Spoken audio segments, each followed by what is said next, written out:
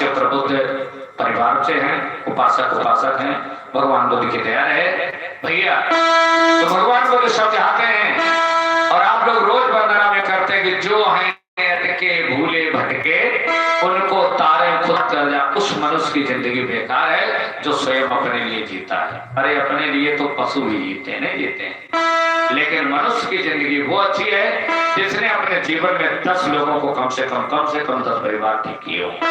ये हमारी आप सबसे विनती है और ये हमारी वाणी नहीं है, बुद्ध की वाणी है। आप जानते हैं एक हमने शायद हैंडबिल में छापा भी है, अगर आप पढ़ेंगे छोटे वाले पोस्टर में हमने लिखा, देखिए इसमें कि ये यहाँ पे बुद्ध की कथा जो चलेगी इसमें आपको पूज्य माता रमा के विषय में हम बताएंगे। रमा के विषय में जानते हो कौन थी रमा? कितनी बहन बेटियां जानती हैं? हाथ उठाओ। अब आप समझिए कितने भैया लोग रमा के विषय में जानते हैं? हाथ उठा दें। आप यहीं पर आप समझें कि हमारे लोग इतिहास नहीं जानते। ये वही पूज्य माता रमा थी जिसने अपने पति को पढ़ाया। माँ बाप ने तो अपने बच्चों को पढ़ाया, ये तो सब लोग जानते हैं, लेकिन एक पत्नी विश्व की जमीन पे ऐसी भी हुई हैं जिन्होंने अपने पति को लंदन तक भेजा है पढ़ने के लिए। वो थी पूज्य माता रमा, और रमा थी हमारी तुम्हारी पूज्य माता रमा थी बाबा साहब की धर्म पत्नी का नाम रमा था। अब आप विचार करिए बहनों, ये बाबा साहब वही थे जब मैया रमा का बेटा बीमार था और बाबा साहब विदेश जा रहे थे हमारे तुम्हारे लिए हक की लड़ाई लड़ने के लिए, अधिकार प्राप्त करने के लिए। उस समय मैया रमा का बेटा मरा रखा था। परिवार वाले आते हैं और उधर लंदन जाना था बाबा साहब को, इधर बेटा की लाश रखी है।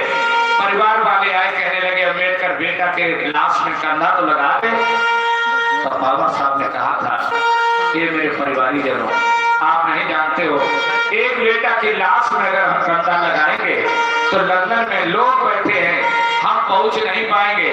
ये दीन दुखी गरीबों को स्थिति को उठाने के लिए, इनको हक और अधिकार की बात करने के लिए लंदन में कोई नहीं है। अगर हम लंदन ना पहुंच पाए तो ना जाने कितने गरीबों की लाशें बन जाएंगी, उनके कंधा लगाने वाले कोई नहीं होंगे। इसलिए अपने बेटा की लाश को छुए तक नहीं थे, विदेश चले गए हमारे तुम्हारे खातिर। इसमें हमने देखो लिखा है, आप लोग इसका मतलब हैंडबिल पढ़ते नहीं है, पढ़ा नहीं अखबार।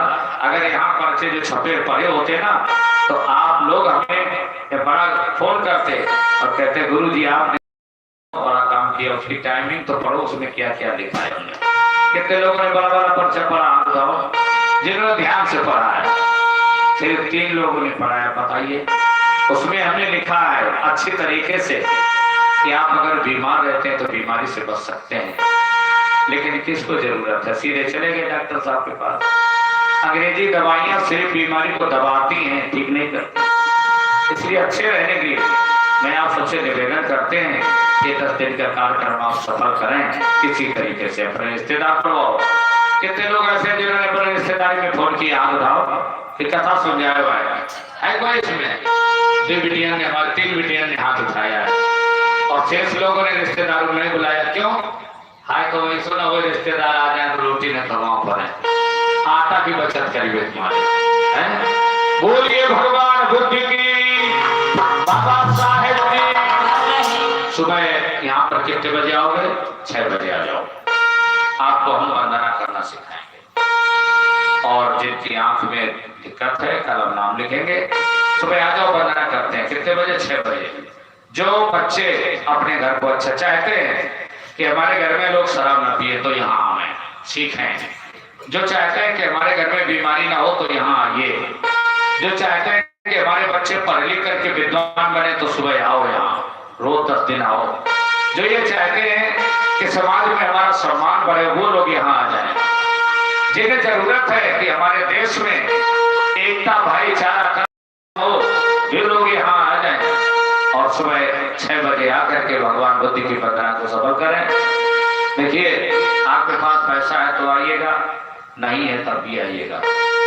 जरूरी नहीं है कि हर जगह पैसे चढ़ाया जाए, नहीं है तो मन के फूल चढ़ा दो।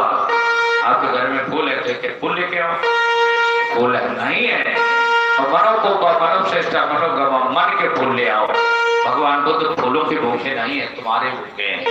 भगवान बुद्ध बाबा साहब कहते हैं कि तुम अच्छे रहो, फूल